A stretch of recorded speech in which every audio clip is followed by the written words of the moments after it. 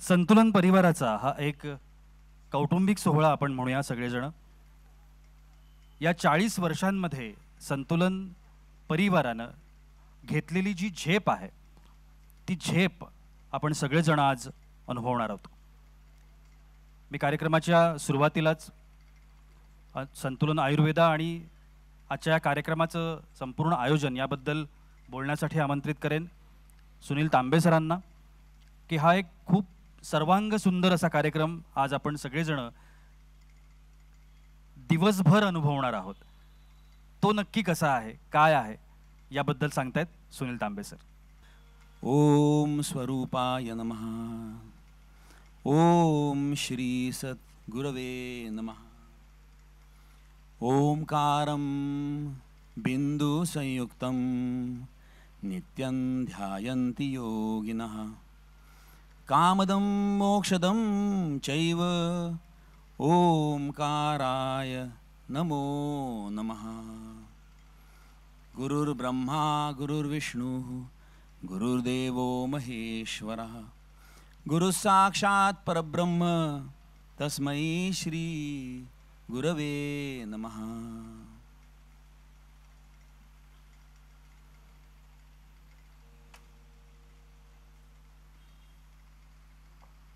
आदरणीय परमपूज्य गोविंदगिरीजी महाराज, सौ मेधाताई कुलकर्णी, माझे मित्र श्री अभिजित पवार आणि मालविका, इथे जमलेल्या सगळ्या बंधू भगिनींनो आणि मित्रांनो, आज खरं सांगायचं तर खूप भरून आलेलं आहे. म्हणजे मला शब्द फुटत नाही आहेत. कारण ही जी 40 वर्ष झाली आहेत त्या 40 वर्षाचा प्रवास हा एका रोलर कोस्टर राईडसारखा होता आणि तो आम्हाला अनुभवायला मिळाला श्री गुरु डॉक्टर बालाजी तांब्यांच्या बरोबर. त्याच्यामध्ये खूप आनंद वाटला अख्ख्या या प्रवासाचा. त्या प्रवासाबद्दल थोडंसं मी तुम्हाला सांगेन की श्री गुरुजींनी 1982 साली ॲक्च्युली पहिले जागा घेतली आणि ती जागा तुम्हाला आश्चर्य वाटेल, ती आमच्या आईंचं दागिने जे होते ते गहाण ठेवून घ्यायला लागली होती. मग तेव्हा पैशाची काही भरभराट होती असं नाही. तेव्हा आयुर्वेदाला खूप काही काय आपण म्हणूया ते समाजामध्ये खूप त्याचं आदर होता असंही नाही. आणि कारल्यासारख्या एका ठिकाणी जायचं जिथे पूर्ण जंगलच होतं, तेव्हा काही नव्हतं दुसरं. एक MTDC रिसॉर्ट होता जो कधी चालायचा नाही, तो आम्हीच ॲक्च्युली भाड्याने बाबांनी घेतला होता आणि तिथे सर्वप्रथम आत्मसंतुलन केंद्र सुरू केलं. या आत्मसंतुलन केंद्रामध्ये वेगळं काय होतं, म्हणजे वडिलांनी वेगळं पाहिलं काय होतं त्या ह्याच्यामध्ये, तर होलिस्टिक हिलिंग म्हणजे शरीराची नुसती आपण हे करायची काळजी घ्यायची नाही आहे, तर मन आणि पूर्ण आपल्या मानसिकतेची, आपल्या अध्यात्माची काळजी आपल्याला घ्यायला पाहिजे आणि त्याच्यावर आपण काम करायला पाहिजे. त्यांची कल्पना अशी होती की तिथे येऊन लोक एकत्र राहतील आणि लाईफस्टाईल शिकतील. मेन प्रॉब्लेम त्यांना तेव्हा काय वाटत होता की आज आपण म्हणतो लाईफस्टाईल डिसऑर्डर्स, लाईफस्टाईल डिसीजेस खूप वाढलेत आणि लोकांना त्याच्यासाठी मार्गदर्शन पाहिजे. 40 वर्षापूर्वी श्री गुरुजींना माहिती होतं ते. He had seen it 40 years before that people are going to go on the wrong lifestyle and they will need a change of lifestyle. तर हे जे होलिस्टिक हिलिंग प्रोग्राम जो श्री गुरुजींनी सुरू केला त्याच्यामध्ये सकाळचा योग प्राणायाम होता, त्याच्यामध्ये सकाळचा मंत्र ध्यान होतं, त्याच्यानंतर चांगलं अन्न आणि आम्ही अन्नयोग म्हणू त्याला, तर अन्नयोग आणि त्याची नीट डाएट कसा असावा ते होतं. त्याच्यानंतर संगीत उपचार होते आणि आयुर्वेदाचं सगळं पंचकर्म आणि इतर औषधी उपचार सगळं होतं. तर त्याच्यामध्ये त्यांनी काय केलं की लोकांना ह्याचा सगळ्याचा समज द्यायला सुरुवात केली सुरुवातीला. आणि फक्त भारतात नाही तर परदेशातसुद्धा. मग 1978 साली श्री गुरुजींनी परदेशात जायला सुरुवात केली आणि जसं मी म्हणेन विवेकानंद स्वामी महाराजांनी हे केलं होतं आपल्या सगळ्या काय म्हणू आपण त्याला इंडियन सिव्हिलायझेशनची माहिती लोकांना इतर परदेशात करून दिली होती, तशी त्यांची कंपॅरिझन नाही करते मी बाबांशी, पण बाबांनी आयुर्वेद आणि आपली शास्त्र यांची माहिती तशी परदेशात लोकांना करून दिली. 28 वर्षापूर्वी श्री गुरुजींनी युरोपमधला पहिला आयुर्वेदिक केंद्र सुरू केलं आणि ते आत्तासुद्धा अबाधित चालू आहे. म्हणजे का मी अबाधित चालू आहे हे सांगण्याचं महत्त्व काय आहे की अनेक सेंटर्स युरोपमध्ये चालू झाली आहे आयुर्वेदाची आणि अनेक बंद पडली आणि कुठलंही सेंटर पूर्ण 28 वर्ष चाललेलं नाही कधी आत्तापर्यंत. ते 10 वर्ष चालायची, बंद पडायची, नवीन उघडायची, परत बंद पडायची, नवीन उघडायची, असं हे चालू होतं. तर श्री गुरुजींनी जे सेंटर चालू केलं ते साधारण 25 पेशंट्सना तेव्हा हे करायचं, ट्रीटमेंट करू शकायचं आणि अतिशय अद्ययावत सेंटर होतं ते आणि आहे म्हणजे. आणि लोकांनी तिकडच्या खूप प्रतिसाद दिला श्री गुरुजींना आणि नुसता आयुर्वेदाचा प्रतिसाद नाही दिला तर त्यांचे जे आध्यात्मिक विचार होते ते भगवद्गीता शिकवायचे, ओंकार ध्यान शिकवायचे आणि ते सगळं लोकांनी खूप आनंदाने आणि खूप प्रेमाने काय त्याचं आपण म्हणूया अवगत करून घेतलं. आणि या सगळ्या जो जर्नी होता त्यामध्ये प्रचंड लोकांचा साथ त्यांना मिळाली. म्हणजे तुम्हाला आश्चर्य वाटेल, आमच्या इथे कारल्यामध्ये 30 परदेशी लोक आहेत, म्हणजे जर्मनीहून, स्वित्झर्लंडहून, अमेरिकेहून, ऑस्ट्रियामधून आणि इतर जागांहून, ज्यांनी श्री गुरुजींच्या ह्या सगळ्या कार्याला समर्थन म्हणून ते राहिले कारल्याला आणि भारतीय सिटिझनशिप त्यांनी घेतली. तर ते कारल्याला राहून त्यांनी मोठा सपोर्ट दिला आणि श्री गुरुजींचं हे सगळं कार्य पुढे न्यायला मदत केली. मी 14 वर्षाचा होतो जेव्हा हे सुरू झालं केंद्र. बाबांचं कार्य ते नॅचरली तेव्हा ऑलरेडी 25 वर्ष झालेली सुरू होऊन आणि बाबांनी पुण्यामध्ये तेव्हा भगवद्गीतेचे वर्ग घ्यायचे, ते अध्यात्म शिकवायचे, योग आणि ध्यान शिकवायचे, लाईट अँड साऊंड थेरपी शिकवायचे किंवा करायचे सुद्धा. तर असं सगळं त्यांचा प्रवास चालू होता. तर त्याच्यात 14 वर्षाचा असताना मी जोडलो गेलो आणि तेव्हापासून मी कारल्यामध्ये बाबांबरोबर होतो आणि त्यांची जी एनर्जी होती, जी क्षमता होती, जे एक आपण म्हणूया ना सातत्याने काही गोष्ट करायची जी धडधड होती, ही सगळी त्यांच्या काय म्हणूया आपण ह्या कार्यामध्ये सक्सेस आणण्यासाठी त्याचं हे झालेलं आहे, ॲडिशन झालेलं आहे. आणि ते इतके इमॅजिनेटिव्ह आणि क्रिएटिव्ह होते. तर खूप आयडियाज ते असायचे त्यांच्याकडे आणि आम्हाला कधी वाटायचं बाबांना केवढ्या आयडियाज आहेत, ह्या सगळ्या साकार होणार आहेत का, ह्या सगळ्या मटेरियलाइज होणार आहेत का. पण त्या सगळ्या मटेरियलाइज व्हायच्या, कारण की त्या बाबांचा नेहमी विश्वास होता की तुम्ही जर कुठल्या तरी गोष्टीला वेळ दिलात, त्याच्या सातत्याने त्याचा विचार केलात, त्याच्यावर अभ्यास केलात आणि तो तुम्ही जर लोककल्याणासाठी करत असाल तर ते साकार व्हायला प्रॉब्लेम येत नाही. तर त्यातला मेन मंत्र काय होता, लोककल्याण. तर संतुलन हा एक बिझनेस आहे का, डेफिनेटली एक बिझनेस आहे, पण तो अध्यात्माकडेचा फोकस बिझनेस आहे. म्हणजे काय की लोककल्याण हे त्याच्यातलं मूळ आहे. पैसे कमवणं हे मूळ नाही आहे. पैसे हे येतात आणि तुम्हाला मिळत राहतात.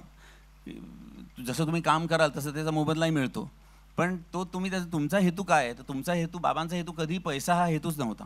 बाबांचा हेतू नेहमी अध्यात्मच होता. आणि बाबा तुम्ही इमॅजिन करा की जेव्हा लोक एखाद्या गुडघेदुखीच्या रोगासाठी कार्यालय यायची तेव्हा त्यांना मेडिटेशन करणं किती अवघड असेल, कारण आयुर्वेदासाठीच तेव्हा त्यांना लोकांना त्याची हे नव्हती, म्हणजे जाणीव नव्हती आयुर्वेदाची. जेव्हा 1982 साल मी म्हणतोय तेव्हा कार्यालयामध्ये जाणं आणि आयुर्वेदासाठी काही करणं हे शक्यच नव्हतं. तेव्हा काही वैद्य होते पुण्यातले ज्यांच्याकडे लोक जायची, बाकी आयुर्वेदाला असं काही स्थान मोठं नव्हतं. तर ते विजन त्यांचं जे होतं की आयुर्वेदाला आपण स्थान दिलं पाहिजे परदेशातमध्ये, जगामध्ये as a scientific science for health, ते त्यांनी सातत्याने त्याचा पाठपुरावा केला आणि त्यांना त्याचा सक्सेसही मिळाला. मला आठवतं आहे की जेव्हा कारल्यामध्ये मी सुरुवातीला आलो तेव्हा बाबा रात्री 12-12 वाजेपर्यंत काम करायचे आणि सकाळी ते ऑलरेडी 8 वाजता काम करायला सुरुवात करायचे. तर 18-18 तास ते काम करायचे. तर आम्हाला असं वाटायचं हे काय करतात बाबा, म्हणजे आमचं वय खूप कमी होतं त्यामुळे आम्हाला वाटायचं आम्ही काम करू त्यांच्याबरोबर, काही त्यात आश्चर्य नाही आहे. पण ते एवढे 18-18 तास काम का करतात, आणि मी म्हणायचो बाबा 18-18 तास तुम्ही काम का करताय. तर ते म्हणायचे की एक लक्षात घे, आपल्याला वेळ खूप कमी दिलेला आहे. We have a finite time in on the planet. पृथ्वीवर आपल्याला फायनाईट टाईम दिलेला आहे आणि त्याचा नीट उपयोग करणं आणि त्या वेळेला त्याच्यात असं काम करणं की जे नंतर लोक तुम्हाला तुम्हाला विसरणार नाहीत आणि तुम्हाला लक्षात ठेवतील, असं काम काहीतरी झालं पाहिजे आपल्याकडून. तर तुम्हाला लक्षात येतं आहे की मी थोडासा भारावून गेलो आहे, त्यामुळे माझं शब्द नीट फुटत नाही आहेत. पण ही सगळी जी जर्नी होती बाबांची, ही अतिशय विलक्षण होती आणि त्यांनी पाहिलं होतं विजन. आम्हाला नेहमी असं वाटायचं, कारण की पैसे काही नव्हते सुरुवातीला, तर बाबांनी ओंकारचं मंदिर बांधलं तर पैसे येतील कुठून, पण यायचे पैसे. आणि कुठलंही कार्य बाबांनी हातात घेतलेलं आजवर ते न झालं असं झालं नाही. गेल्या 2 वर्षात आम्ही आमचं जे हिलिंग सेंटर होतं कारल्याचं, ते पूर्ण आम्ही रेनोव्हेट केलं. ते पूर्ण रेनोव्हेट का केलं? गुरुजींची 5-6 वर्ष गेली हे होती, इच्छा होती की ते हिलिंग सेंटर अद्ययावत झालं पाहिजे. ते म्हणायचे आता 25-27 वर्ष झाली त्या सेंटरला, तर ते आपण रिनोव्हेट का करत नाही आहे. पण ते रिनोव्हेशन का करत नव्हतं? कारण की पेशंट्स असायचे सतत 60 पेशंट जर ॲडमिटेड असले तर मी रिनोव्हेट करू कसं? तर आम्ही 2 वर्षापूर्वी विचार केला की गुरुजींची खूप इच्छा होती, तर हे करणं आवश्यक आहे. तर आम्ही अख्खा अल्टरनेटिव्ह एक हे सुरू केलं, म्हणजे थेरपी, जेवण, योग वगैरे सगळं अल्टरनेटिव्ह एक जागा शोधल्या आणि 8 महिन्यामध्ये अख्खं सेंटर 25,000 स्क्वेअर फुटाचं आपण रिनोव्हेट केलं. आणि त्याचबरोबरीने आपण सगळं जे लँडस्केपिंग म्हणूया, कारण श्री गुरुजींना पूर्ण प्रकृतीवर खूप प्रेम होतं आणि ते म्हणायचे तुम्ही आज जे आपण भोगतो हे प्रकृतीला आपण रिस्पेक्ट नाही देते, आपण आदर नाही देते प्रकृतीला, जो आपण द्यायला पाहिजे. त्याच्यामुळे आपल्याला हे सगळं सहन करायला लागतं की अकाळी पाऊसच पडतोय आणि सगळे तुम्हाला अर्थक्वेक्स येत आहेत, कुठेतरी काहीतरी अजून घडतं आहे. तर हे सगळं त्याच्यामुळे होतं की तुम्ही रिस्पेक्ट देत नाही आहे. आणि ते म्हणायचे नाही मी की एक लक्षात ठेवा की नेचर प्रचंड स्ट्रॉंग आहे. म्हणजे तुम्ही जर लक्ष दिलं नाही तर तुम्हाला तडाखा बसला, तुम्हाला नंतर लक्षात येणार नाही की काय झालं आपल्या बरोबर, म्हणजे इतकं त्रास मोठा होऊ शकतो. त्यामुळे त्या प्रकृतीवर त्यांचं अतिशय प्रेम होतं. दुसरं प्रकृतीवर प्रेम असण्याचं कारण काय की त्याने आयुर्वेद दिला. तर आयुर्वेदासारखं शास्त्र हे आज वनस्पती द्रव्य आहेत चांगली आणि त्याची औषधं चांगली बनू शकतात म्हणून होऊ शकतं. जर मनुष्य आला आयुर्वेदाकडे आणि त्याला जर गुणच आला नाही औषधाचा, तर कोण येईल परत? तर ते महत्त्वाचं होतं की औषधं चांगली असली पाहिजेत. आणि त्यांनी आम्ही बरेच वर्षापूर्वी जागा घ्यायला सुरुवात केली बाबांनी की आपण हे करू, लागवड करू सगळ्या वनस्पतींची. आणि ती वनस्पतींची लागवड आम्ही छान श्रीवर्धनला केलेली आहे. आणि आज फॉर्च्युनेटली काय होतं आहे की आयुर्वेदाचं नाव मोठं होतं आहे, आयुर्वेदाचं प्रस्थ वाढतं आहे आणि अख्ख्या जगामध्ये आयुर्वेदाला आता मान्यता हळूहळू मिळत चालली आहे. पण तुम्हाला असं वाटेल की खूप मान्यता आहे जगात, खूप आयुर्वेदाचं हे, तसं नाही आहे. अनफॉर्च्युनेटली लॉ इज अगेन्स्ट अस. म्हणजे आमचा जो एक्सपोर्ट होता 1987 साली किंवा 1990 साली, तेवढ्याच व्हॅल्यूचा एक्सपोर्ट आम्ही आजही करतो आहे. तुम्हाला वाटेल असं कसं शक्य आहे? कारण ते 100 पट वाढायला हवा होता तो नाही वाढलेला. कारण की जगाने काय केलं आहे, जगाने कुठे कुठे बॅरियर्स टाकलेत तुमच्या शास्त्रावर, आणि ती शास्त्र आपलं पोचू नये लोकांपर्यंत. कारण लोकांपर्यंत शास्त्र पोचले की त्यांना गुण येणार आहे, आणि गुण आला की ते म्हणतील तुम्ही आम्हाला शास्त्र उपलब्ध का नाही करून देते. तर जोपर्यंत परदेशी लोक हे शास्त्र शिकत नाहीत नीट आणि ते इम्प्लिमेंट करत नाही, तोपर्यंत तुम्हाला त्याचं हे मिळणार नाही, सर्टिफिकेशन मिळणार नाही. ते सर्टिफिकेशन तुम्हाला जेव्हा मिळेल तेव्हा ते शिकतील, आणि ते शिकले की ते तुम्हाला आयुर्वेद तुम्हाला येऊन शिकवतील, आणि आपण तो आयुर्वेद मग त्यांच्याकडनं शिकायचा आहे, अशी आपली परिस्थिती होईल. तर बाबा नेहमी म्हणायचे की हे काय परदेशातलं काही चांगलं आणि आपलं सगळं घरकी मुरकी दाल बराबर, हे काय पद्धत बरोबर नाही आणि हे लोकांची वागणूक चांगली नाही.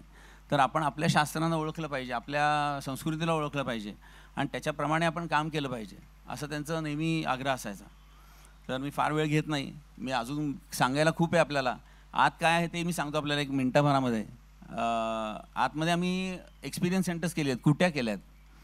तर वेगवेगळी कुटी आहे, जसं परिचय कुटी आहे. परिचय कुटीमध्ये आत्मसंतुलन म्हणजे काय हे आपल्याला लक्षात येणार आहे. मग स्वास्थ्य कुटी आहे, जिथे आपण कन्सल्टेशन करून घेऊ शकणार आहात, आपण नाडी परीक्षा करून घेऊ शकणार आहात. त्याच्यानंतर आहे थेरपी कुटी,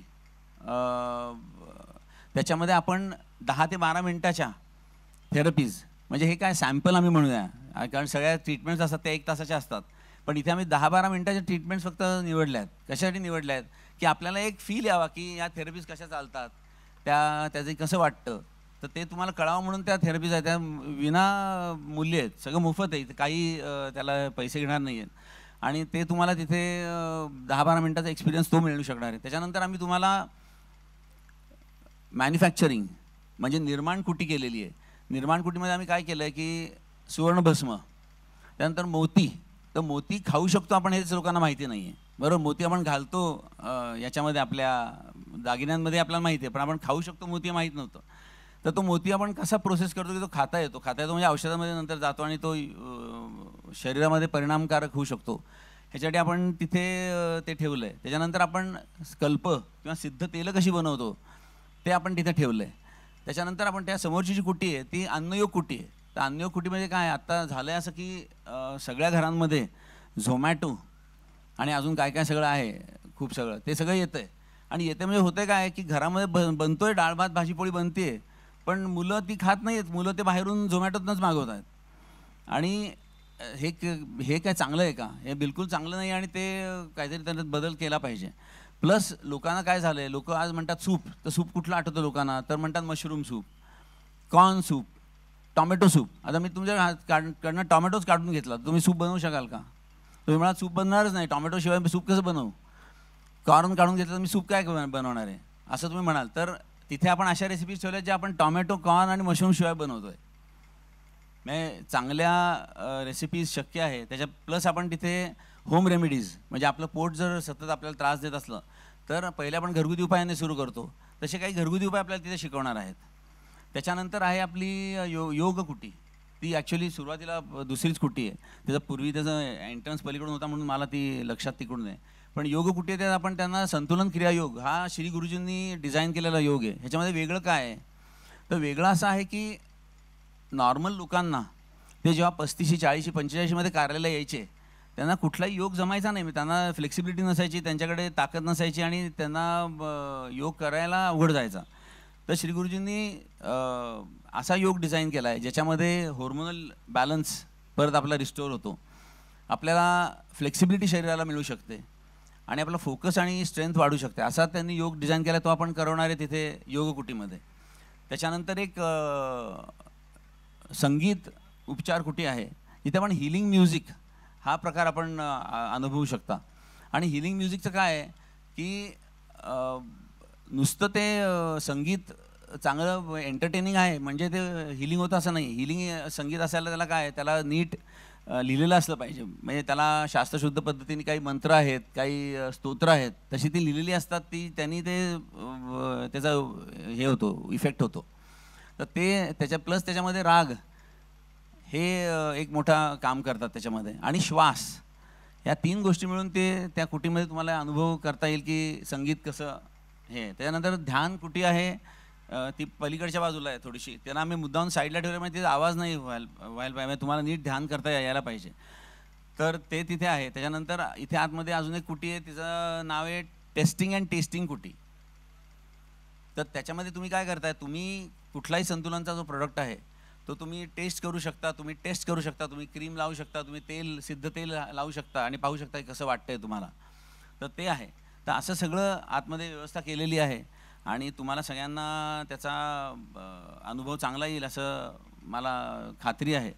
आणि या सगळ्या प्रवासामध्ये, आत्मसंतुलनाच्या 40 वर्षाच्या प्रवासामध्ये प्रचंड लोकांनी योगदान दिलेलं आहे आणि त्या योगदानासाठी मी सगळ्यांना धन्यवाद देतो. तुम्हालाही आज तुम्ही आलाय तर संतुलनच्या 40 वर्षाच्या आमच्या सेलिब्रेशनला आमच्याबरोबर सेलिब्रेट करायला वेळ काढून उन्हाळ्यामध्ये आणि या सगळ्या गरमीमध्ये, त्याच्यासाठी मी तुमचे सगळ्यांचे आभार मानतो आणि माझे 2 शब्द थांबवतो. थँक्यू.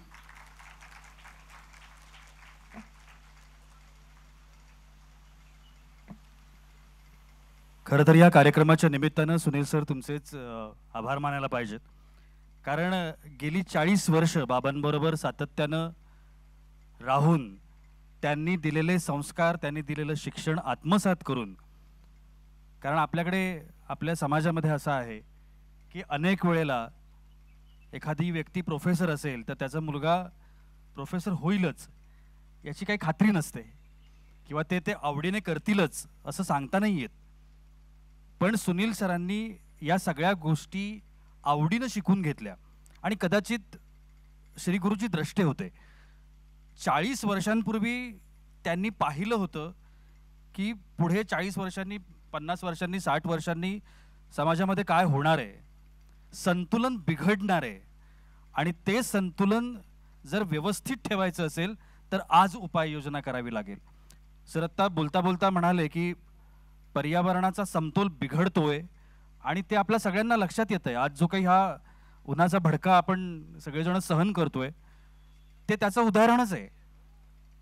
आणि त्यामुळे या बिघडलेल्या संतुलनावरती आयुर्वेद संतुलन हा उपाय श्री गुरूंनी 40-45 वर्षांपूर्वी, त्याच्याही आधी कदाचित तो आपल्या सगळ्यांसाठी शोधला.